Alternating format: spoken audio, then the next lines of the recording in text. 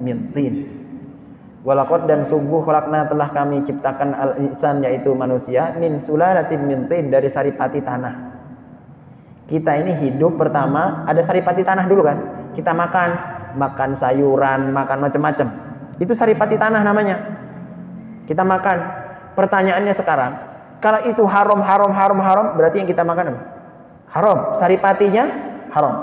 Kemudian tsumma ja'alnahu nutfatan fi qararin makin.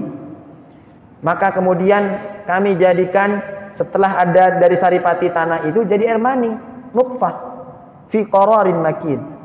Nah, pertanyaannya, kalau sudah yang kita makan itu haram, kira-kira air maninya gimana? Ya sama. Makanya kalau punya anak kemudian gak mau dikasih tahu, jangan kemudian anaknya dipukulin. Eling, mungkin hartanya kurang halal. Kalau anaknya disuruh sholat kemudian pulang terus, eling, mungkin hartanya kurang halal. Karena harta yang kurang halal itu pengaruhnya luar biasa, Pak. Bukan hanya sama kita, tapi juga anak cucu kita. Makanya harus betul-betul diperhatikan. Apalagi untuk anak, perhatikan betul. Karena pertumbuhannya dimulai dari air mani. Kan gitu perciptaan manusia. Setelah jadi air mani, jadi apa? Segumpal darah. Mudghah. Setelah menjadi segumpal darah, menjadi segumpal alaqah, ya. Alaqah baru mudghah. Kemudian setelah jadi mudghah menjadi idhama. Setelah menjadi idhama fakasawnal idhama lahma. Kan tadi sulalatin min tin. Kemudian nutfah, kemudian alaqah, kemudian mudghah, kemudian idhama, kemudian fakasawnal idhama lahma. Dibungkus tulang itu pakai daging. Jadi prosesnya saripati tanah, air mani, segumpal darah, segumpal daging, kemudian tulang itu dibungkus pakai daging, kemudian tsumma ansha'nahu khalqan akhar. Jadilah bentuk yang lain, kuping, mata, kaki dan seterusnya, tangan dan seterusnya. Pertanyaannya, kalau yang pertama kita makan itu haram, maka bentuk semuanya itu ya bibitnya dari situ. Kalau kemudian susah untuk dikasih tahu karena itu tadi.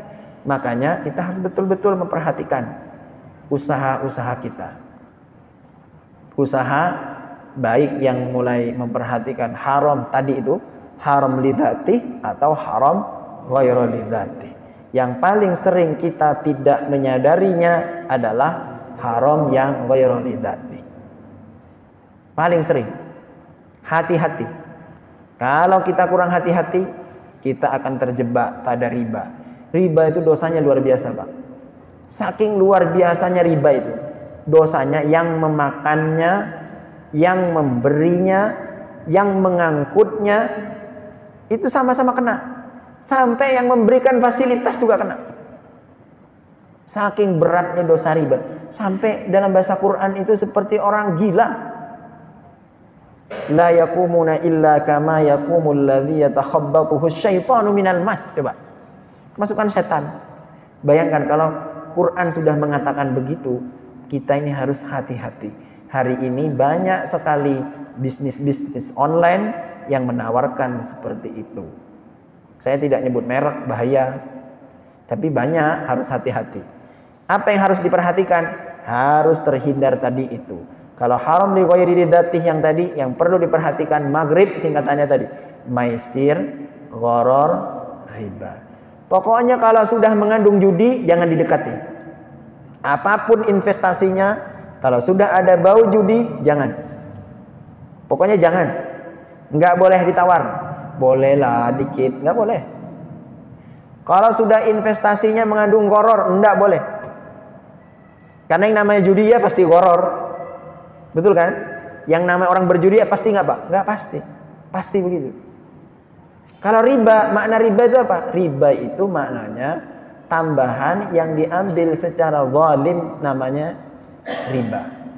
Tambahan yang diambil secara menzalimi orang lain. Riba yang paling sederhana, orang minjam 1 juta, bayarnya 1,5 juta. Maka sisanya itu adalah riba. Kullu qardin jarra manfa'ahu fahuwa riba. Setiap pinjaman yang mendatangkan manfaat, maka itu adalah riba. Dari saya cukupkan segitu. Nanti secara teknis akan didampingi, bisa saya, bisa teman saya nanti, kalau jenengan setuju. Kenapa? Karena usia manusia itu ada batasnya. Tidak ada yang bisa hidup selama-lamanya. Kullu nafsin dha'iqatul maut. Jadi kita harus mempersiapkan demi keberlangsungan lembaga ini dan masjid ini. Karena kita mencita-citakan tempat ini selalu ada, selama dunia ini ada, maka kita harus juga berjuang. Dalam bidang apa? Dalam bidang ekonomi. Ekonomi itu efek multiplier, efeknya banyak, Pak. Kalau kita bisa berjihad di bidang ekonomi, yang terbantu itu banyak. Berapa banyak orang yang bisa beribadah gara-gara ekonomi? Berapa banyak orang yang sehat gara-gara ekonomi? Berapa banyak orang yang punya keturunan gara-gara ekonomi? Jadi multiplier efeknya banyak. Makanya Nabi sangat sayang kepada orang-orang kaya yang dermawan. Salah satunya siapa? Menantunya sendiri. Siapa namanya? Utsman bin. Coba jenengan cek. Siapa sahabat Nabi yang menikahi 2 putri Rasul? Hanya Utsman. Sampai kata Nabi, ya Utsman, seandainya ada lagi putriku, saya nikahkan lagi sama engkau. Nabi itu sangat sayang banget sama Sayyidina Utsman. Kenapa kok bisa sampai seperti itu? Karena Sayyidina Utsman begitu dermawan. Hartanya diperjuangkan di jalan Allah Subhanahu wa ta'ala. Pertanyaan kedua, siapa yang pertama kali membebaskan sumur di Madinah? Kemudian sumur itu diwakafkan kepada penduduk Madinah. Utsman bin Affan. Kemudian siapa yang hari ini ada hotelnya? Sampai hari ini hotelnya masih ada di Madinah. Sayyidina Utsman. Kalau jenengan ke Madinah cari hotelnya Sayyidina Utsman, masih ada sampai hari ini. Dari mana itu asal muasalnya? Dari tanah wakaf. Dan hari ini hasil hotelnya diwakafkan untuk masjid. Jadi yang seperti ini perlu dibuat, perlu dilakukan. Dalam bentuk apa? Usahanya harus dibuat. Usaha yang sifatnya berjamaah. Kalau banyak yang gagal itu bukan karena lembaganya, tapi oknum. Jangan disalahkan lembaganya. Lembaganya bagus, banyak kok koperasi yang go public. Banyak kok koperasi-koperasi syariah yang berhasil, yang menguntungkan, bahkan triliunan dan seterusnya. Banyak. Jangan melihat yang gagal. Kalau kita selalu melihat yang gagal, maka hidup itu tak akan pernah sukses. Yang ada hanyalah kegagalan dan kegagalan. Berkaca dari mana? Pengalaman. Pengalaman itu pengalaman yang pelajaran berharga buat kita. Orang kalau mikir, aduh takut ini, takut itu, nggak bisa. Dalam rumus bisnis itu hanya satu, high risk, high return. Semakin tinggi risiko, semakin tinggi returnnya, keuntungannya. Gedung semakin tinggi, anginnya semakin kuat. Kalau nggak pengen angin, nggak usah tinggi-tinggi. Betul kan? Makanya disitulah hebatnya bayi, Pak. Bayi yang baru belajar jalan, dia tidak sadar dengan resikonya. Bayi yang baru belajar jalan, dia nggak mikir tuh, nanti kalau saya jatuh pecah nih kepala, kan nggak. Jalan aja dia, mau jatuh, nangis, bangun lagi. Itulah bisnis, harus seperti bayi. Kalau belum apa-apa sudah, aduh takut, in this way, cari yang profesional. Cari orang-orang yang kompeten di bidang ini. Bisa, jenengan jadi pengurusnya aja. Pengelolanya siapa? Cari orang yang ahli di bidangnya. Jenengan jadi bosnya. Bosnya maksudnya pengurus. Jadi sifatnya hanya mengontrol. Nanti cari pengelolanya yang amanah. Controlling, cari orang-orang auditor bagian keuangan. Bisa dicek sekarang, medianya sudah terang benderang kok. Cek rekening gampang. Cek apapun bisa terlihat. Gak bisa bohong kalau sekarang itu. Sangat-sangat bisa. Sehingga keberlangsungan lembaga ini tidak mengandalkan hanya satu orang. Kalau kita bersandar kepada manusia, manusia itu mati, Pak. Bersandar kepada tiang, tiang itu roboh. Tiang itu roboh. Terus bersandar kepada siapa? Bersandar kepada Allah. Melalui apa? Ikhtiar. Ya Allah, saya pasrahkan kepadamu, ya Allah. Ikhtiar enggak? Ya enggak bisa. Kan perintahnya wa qul i'malu fasayarallahu amalakum. Kalau enggak mau kerja ya enggak bisa. Ingin dapat duit. Nabi itu pernah marahi sahabat, kerjanya di masjid, nangis, nggak pernah kerja. Sampai kata Nabi, keluargamu itu punya hak untukmu. Jangan tiap hari kemudian nangis saja. Jadi ada hak bagi keluargamu. Artinya kita sudah mulai harus aware dengan ini. Insya Allah jenengan kalau sudah mulai niat, Allah akan berikan kemudahan. Sebagaimana pengalaman kita, saya awal-awal di Lamongan ketika dipasrahi Kopontren itu, kita itu punya aset 1 miliar 700 juta itu hutang. Hutang 700 juta. Saya mikirnya gini, aduh gimana itu? Sisanya ada di orang, duitnya belum dikembalikan. Nggak ada duitnya. 2018 itu. Tapi Allah menolong kita. Saya meyakinkan kepada teman-teman. Jadi SOP kita itu Pak, tiap pagi sebelum kerja itu sholat duha berjamaah. Baca Waqiah. Baca Asmaul Husna. Sampai setengah jam itu baca amalan begitu. Sampai kata karyawan itu, kok gini-gini Gus tempat kerja? Saya bilang, kalian itu mau mempromosikan orang. Kalau kamu hanya mengandalkan kemampuanmu nggak bisa. Kamu harus didukung oleh Allah Subhanahu wa taala. Yang membolak-balikan hati mereka tuh Allah. Jadi minta aja sama Allah. Oh iya ya. Terus setiap berangkat ke lapangan saya kasih amalan. Sebagaimana kita diajarkan oleh guru-guru kita dan orang tua saya di rumah. Ya Latif, ya Latif, ya Latif, ya Latif itu dibaca. Ternyata di tahun pertama kita sudah ada laba. Tahun kedua ada, tahun ketiga, tahun keempat kemarin. Dan hari ini asetnya sudah 60 miliar. Gak ada yang percaya orang-orang. Kok bisa katanya? Allah yang ini kok yang mengetuk. Allah yang menakdirkan. Kalau sudah kehendak Allah itu gak bisa yang lain. Makanya gak bisa kita hanya mengandalkan kita, gak bisa. Tapi harus niatnya tulus karena Allah. Memberi itu harus tulus. Kalau tidak tulus ya percuma. Makanya dalam Quran kan, wa mathalul ladzina yunfikuna amwalahum ibtigha'a mardatillah wa tathbitan min anfusihim kamathali jannatin birabwatin asabaha wabilun fa'atat ukulaha dhi'fain. Jadi orang yang menginfakkannya itu ikhlas karena Allah, dikasih kebun Pak. Kebunnya itu kalau dituruni hujan, dia itu bisa panen 2 kali lipat. Fa'atat ukulaha dhi'fain. Itulah perumpamaan orang yang ikhlas. Belum lagi dalil-dalil yang lain. Tapi kalau nggak ikhlas, fatarokahu sadda, nggak nyisa. Kalau nggak ikhlas. Jadi kalau nggak ikhlas, famathaluhu kamathali safwanin alaihi turabum fatarokahu sadda. Habis.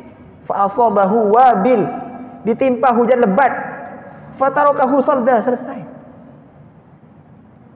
Jadi itulah orang yang memberi nggak ikhlas. Makanya apapun yang kita berikan harus ikhlas karena Allah. Begitupun usaha dimulai berjamaah. Yang kaya bisa langsung membantu yang miskin. Kan kalau koperasi itu gini, antara agniya dengan yang fakir kan bisa nyatu, yang fukoro. Tidak ada sekte, nyatu. Sama semua haknya. Simpanan wajibnya dibayar. Kan menyisihkan hanya 20.000 berapa Pak? Per bulan. Kalau dikumpulkan jadi banyak, kemudian hasil itu kemudian diusahakan. Kalau bentuk retail, ya tinggal support. Disadari atau tidak. Di sini kan pasar ya. Saya tadi pas lihat pasar, yang terbayang di otak saya itu bukan pasarnya. Yang terbayang di otak saya itu adalah yang untung Cina itu Pak. Kenapa? Mereka beli barang itu di mana? Yang di pasar-pasar tuh beli barang dari mana? Dari luar kan? Dari jenengan sendiri kan enggak? Yang untung siapa sebenarnya? Coba bayangkan. Kalau itu dipotong, jenengan yang menyediakan. Koperasi yang menyediakan barangnya itu. Berarti bikin koperasi retail. Itulah yang kita konsepkan hari ini di pesantren-pesantren di Jawa Timur. Kita ingin memotong itu. Jadi kebutuhan pesantren sekarang sedikit banyak mulai diproduksi sendiri. Supaya tidak beli di luar. Contoh yang kedua. Minum, untung di sini OKOC ya, bukan Aqua. Apa? Minum contohnya. Berapa banyak kita yang minum itu ketergantungan dengan orang? Masih banyak kan? Iya. Maksud saya adalah yang selama ini kita ketergantungan dengan pihak yang lain itu diputus. Disediakan sendiri. Contoh, kopiah hitam. Untung kopiah saya putih. Yang kopiah-kopiah hitam ini, jenengan beli di mana? Kira-kira.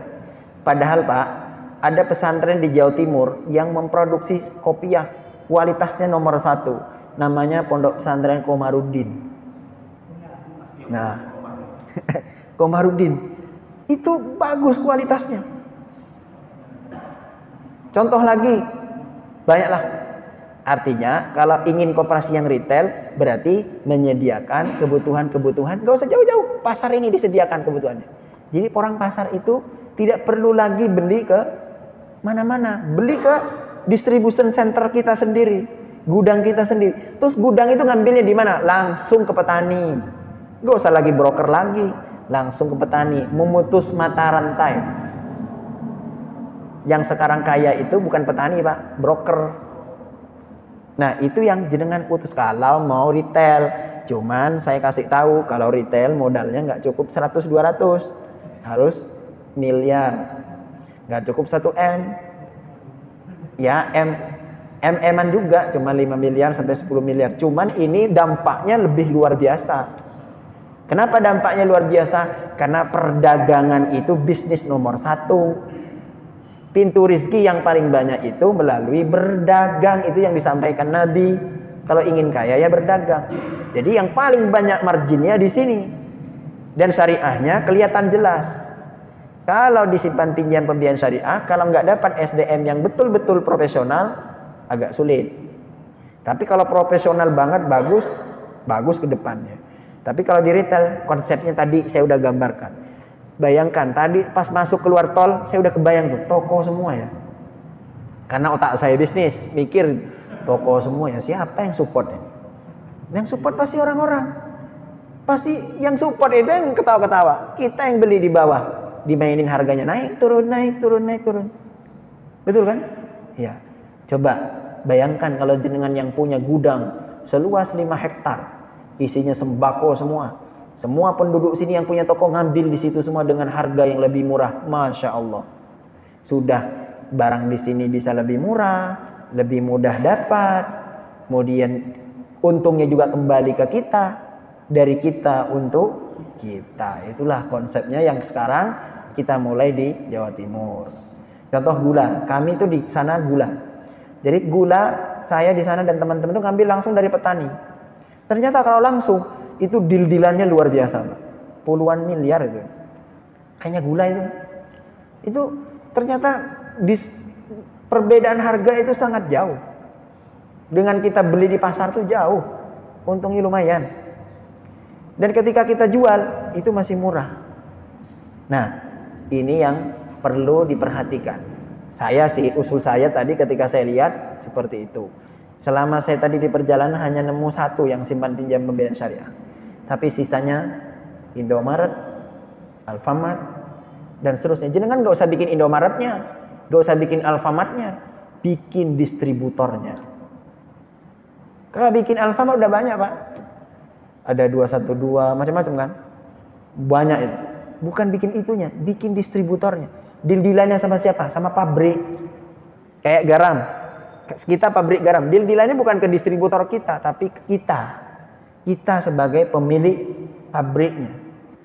BHS, sarung BHS, Atlas dan seterusnya. Jangan beli di distributornya atas, beli langsung di Atlas. Langsung deal-dealannya dengan perusahaannya. Kenapa orang-orang mereka itu lebih murah dapatnya? Karena mereka punya deposit di setiap perusahaan itu. Kita kalau pakai duit sendiri nggak mungkin bisa. Ini hanya bisa kita lakukan kalau berjamaah. Kalau sendiri meninggal, Pak, belum keburu ini udah keburu mati. Tapi kalau sama-sama bisa. Orang Islam bisa. Sayangnya di kita itu kalau sudah mulai berkembang, mulai itu omongan tweng muncul. Tahu nggak? Itu sih ini kelemahan di kita itu begitu. Padahal seandainya kalau didukung, berkembang itu. Ada aja yang usil itu. Ya, itu usulan dari saya. Monggo nanti dipilih atau dua-duanya bagus karena kami di Sunan Derajat mempraktekkan dua-duanya dan alhamdulillah dua-duanya berhasil. Yang satu simpan pinjam untuk apa? Untuk yang kecil-kecil, butuh modal, pinjamnya kemana? Nggak usah ke bank, ke situ. Gitu. Jadi dua-duanya bisa dibuat. Saya yakin orang-orang Jakarta Utara ini punya giroh yang luar biasa. Karena di sini kan dekat pesisir, tiap hari kena angin laut. Jadi tantangannya lebih banyak. Apalagi dekat pelabuhan kan, kontainer semua tuh. Tinggal ditanya aja berapa barangnya. Demikian, terima kasih. Mohon maaf kalau ada yang kurang berkenan. Ya.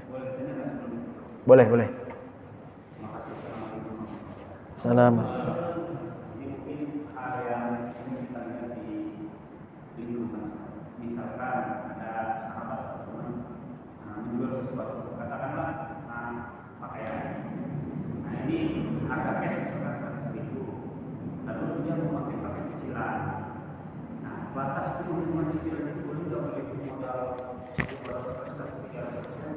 Dan cara akarnya bagaimana ketika dia menjual itu supaya masuk sapi ini bayar 3 bulan jadi sekian harga. Ini mohon artinya. Ya. Jadi ada dua pendapatnya itu. Ada yang mengatakan boleh, ada yang tidak boleh. Jadi yang sebenarnya itu di awal sudah disampaikan. Ini harga untuk tunai. Contoh 1 juta. Sarung BHS 1 juta. Kemudian kalau dicicil, silakan dicicil 3 kali atau 4 kali. Namanya dalam syariah itu namanya jual beli taksid atau jual beli muajjal namanya. Nah, jual beli seperti ini ada yang membolehkan, tidak jadi masalah. Yang tidak boleh itu nempel. Yang tidak boleh itu kalau harganya berubah. Contoh gini, Pak. Ini sarung BHS saya jual karena dengan nyicil saya jual 1,5 juta. Dicicil 10 bulan, berarti kan 1 bulannya 150.000. Ternyata di bulan ke-6 bukan 150.000, jenengan telat harganya malah 170 di bulan itu yang tidak boleh. Selama harga itu sudah disepakati di awal, mau itu tunai, mau itu cicil, tidak jadi masalah. Yang bermasalah itu kalau kemudian harganya berubah. Inilah yang kemudian kena hadis yang melarang jual beli dalam 2 harga. Maksud jual beli dalam 2 harga itu maksudnya sudah disepakati nih, HP saya 10 juta. Silakan dicicil 10 bulan. Per bulan berarti 1 juta. Tiba-tiba di bulan ke-6 saya telat bayar, harus bayar sekian lagi. Berarti kan ada yang berubah harganya. Ini tidak boleh. Kalau masalah kemudian sistem pembayaran mau tunai, cicil, boleh. Cuman bahasa konvensionalnya namanya kredit. Gak apa-apa kredit itu. Bahasa syariahnya namanya taksid atau namanya muajjal. Kalau tunai itu namanya nakdan. Pernah nggak akad nikah? Nakdan. Nah itu. Jadi batasan keuntungannya maksimal sampai berapa? kalau batasan yang keuntungan itu Nabi itu tidak pernah menjelaskan batasan keuntungan.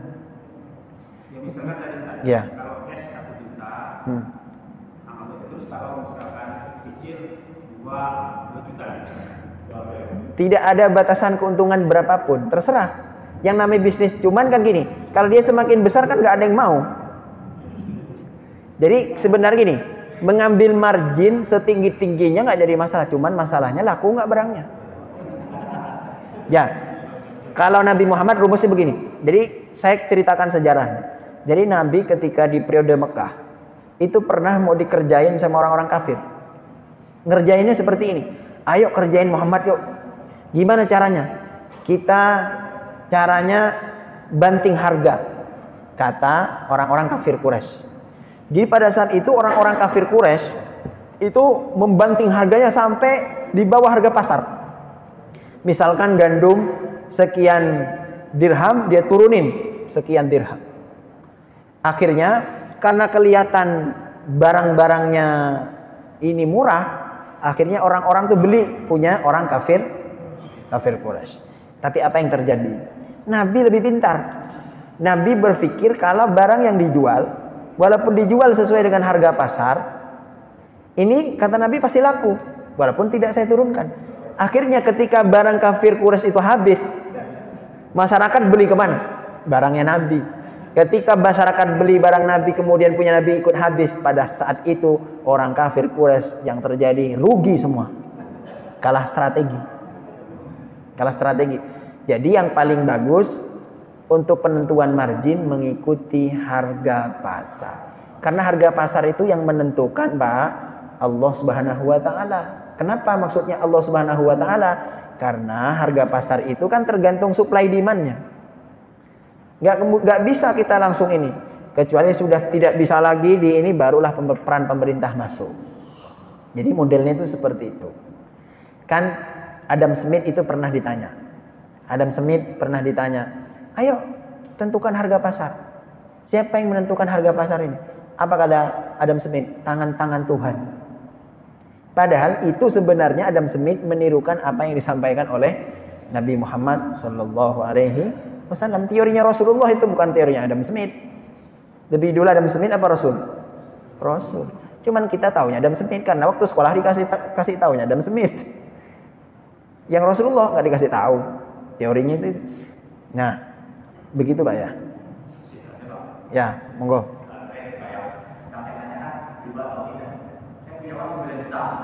Saya kasih modal lah. Pokoknya saya cuma sebulan 300 mau nutupi mau enggak. Nah itu masuk juga tidak.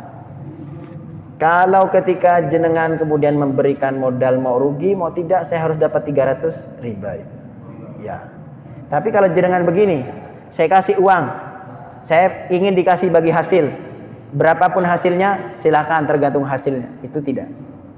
Yang disebut riba itu ketika menentukan harus sekian.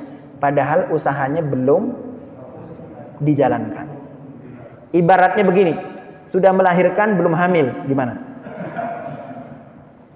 Punya mobil, masih di parkiran sudah merasakan jalan, bisa? Nggak bisa. Masih di dealer sudah di rumah rasanya, nggak bisa kan? Telur belum pecah sudah jadi ayam, gimana? Kan nggak bisa. Jadi syariah itu sebenarnya gini. Saya tidak menjelekan lembaga X ya. Jadi contohnya begini. Kalau saya nyimpan di lembaga konvensional, saya 1M nyimpan, bluk nyimpan 1M. Belum dikelola uangnya, kan jenengan sudah dapat, bulan depan saya dapat sekian, betul kan? Itu konven. Kalau syariah bisa nggak begitu? Nggak bisa. Syariah itu hanya bisa ketika saya nyimpan uangnya di lembaga syariah, berapa bagi hasilnya? Yang saya dapat itu hanya persentase bagi hasil dulu. Oh, persentase bagi hasil saya 40%. Berapa nominalnya? Wallahu a'lam. Karena ada dalilnya. Dalilnya apa? Wa ma tadri nafsum madza taksibu wada. Tidak ada manusia yang bisa mengetahui apa yang akan terjadi besok, nggak bisa. Termasuk wa ma tadri nafsum bi ayyi ardin tamut. Kan nggak ada yang tahu kita mati di mana, di bumi mana kita mati.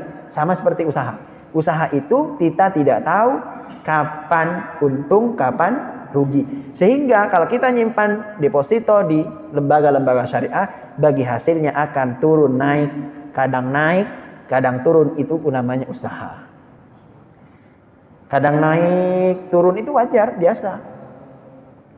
Jadi kalau mau dikasih modal, silahkan. Tapi untuk bagi hasilnya, bilang, hasilmu berapa, nanti kita bagi. Saya 50, kamu 50. Tergantung hasilnya dia. Kalau di bulan pertama hasilnya 100, berarti 50-50. Di bulan kedua hasilnya 200, 100-100. Di bulan ketiga nggak hasil, nggak dapat bagi hasil berarti. Ini sebenarnya bagi hasil yang diterapkan oleh Nabi Muhammad dengan Siti Khadijah. Kenapa kok Nabi Muhammad bisa kaya? Karena Nabi dapat bagi hasil dari keuntungan perdagangan dengan Siti Khadijah. Barangnya Siti Khadijah yang dibawa melalui Nabi Muhammad yang bawa. Karena Nabi yang menjualkan, Nabi dapat bagi hasil marginnya. Coba kita lihat sejarah berapa onta yang Nabi berikan ketika melamar Siti Khadijah. Kok bisa Nabi segitu kayanya? Karena berbisnis menggunakan akad mudharabah. Coba kalau kita untung yang berperan itu siapa sebenarnya? Allah Subhanahu. Coba ketika kita bayar zakat, hitung dengan matematis, rugi apa enggak? Kalau secara matematis rugi kan Pak? Namanya kita ngeluarin uang rugi kan? Tapi pertanyaannya, kenapa kok orang yang rajin zakat tuh kaya-kaya? Kenapa orang yang berinfak terus, sedekah terus kaya-kaya? Malah tambah kaya. Kenapa? Karena Allah yang memberikan keberkahan. Apa dalilnya? Wa ma ataitum min zakatin turiduna wajhullah ulaika humul mudhafun. Kan gitu. Sedangkan kalau riba, wa ma ataitum mir riban liyarbu fi amwalin nas fala yarbu indallah. Apa yang kalian berikan dari bentuk riba itu yang secara kasat mata itu bertambah, di sisi Allah fala yarbu indallah. Tidak bertambah itu. Tapi yang secara kasat mata zakat yang berkurang, ternyata kata Allah ulaika humul mudhafun. Jadi mereka itu artinya orang-orang yang melipat gandakan. Makanya selama itu perintah Allah, maka jangan takut, di situ ada nilai-nilai keberkahan. Riba itu secara kasat mata saja bertambah, tapi sebenarnya keberkahannya tidak ada di dalamnya. Mudah-mudahan kita semua dilindungi oleh Allah. Ada lagi? Cukup nggak? Dari saya cukupkan. Saya tunggu di Lamongan. Mudah-mudahan ada kesempatan nanti hadir di sana semua. Sekalian jalan-jalan, sekalian lihat-lihat unit-unit bisnis, lihat santri. Di sana santrinya itu mulai dari yang gelap sampai yang putih ada. Jadi bisa jalan-jalan, bisa bertukar atau mau mesantrenkan anaknya di sana, monggo. Dari Jakarta juga banyak. Silahkan. Kami ada lembaga pendidikan mulai dari MTS, SMP negeri, SMK, aliyah, perguruan tinggi. Ada yang takhusus kitab juga, ada semua di sana. Untuk SMK-nya ada prodi sekitar 17 prodi, pelayaran, mulai dari pertanian, multimedia, ada semua. Insya Allah teman-teman di sana banyak.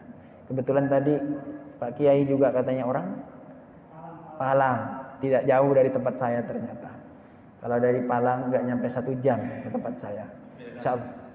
Insya Allah beliau tahu banyak nanti yang menjadi kepala rombongan bisa beliau yang menunjuk. Demikian, terima kasih. Mohon maaf kalau ada kurang yang berkenan. Mudah-mudahan kita dipanjangkan umur. Mari kita berdoa bersama, mudah-mudahan Allah mengabulkan hajat-hajat kita semua. A'udzubillahi minasyaitonirrajim. Bismillahirrahmanirrahim. Alhamdulillahirabbil alamin, hamdan hamidin, hamdan syakirin, hamdan na'imin, hamdan yuafi ni'amahu yukafi mazidah.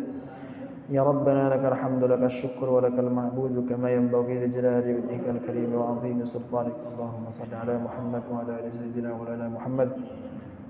اللهم ربنا لا تؤاخذنا إن نسينا أو أخطأنا ربنا ولا تحمل علينا إصرا كما حملته على الذين من قبلنا ربنا ولا تحملنا ما لا طاقة لنا به واعف عنا واغفر لنا وارحمنا واعف عنا واغفر لنا وارحمنا أنت مولانا فانصرنا على القوم الكافرين ربنا أنزل علينا مائدة من السماء تكون لنا عيدا لأولنا وآخرنا وآية منك وارزقنا وأنت خير الرازقين warzuqna wa anta khairur raziqin warzuqna wa anta khairur raziqin Allahumma yassir umurana kullaha wa sahhil umurana kullaha wa la tu'assir alaina Allahumma ya muhawwilal ahwal hawwil halana ila ahsanil ahwal bihaulika wa quwwatika ya kabir ya muta'al ya aziz ya mifdal ربنا ظلمنا أنفسنا وإن لم تغفر لنا وترحمنا لنكونن من الخاسرين اللهم إنا نعوذ بك من عذاب القبر ومن فتنة المحيا والممات ومن فتنة المسيح الدجال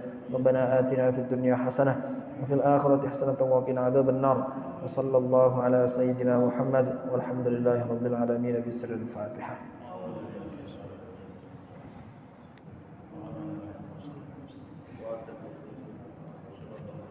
والله الموفق إلى أقوم الطريق والسلام عليكم ورحمة الله وبركاته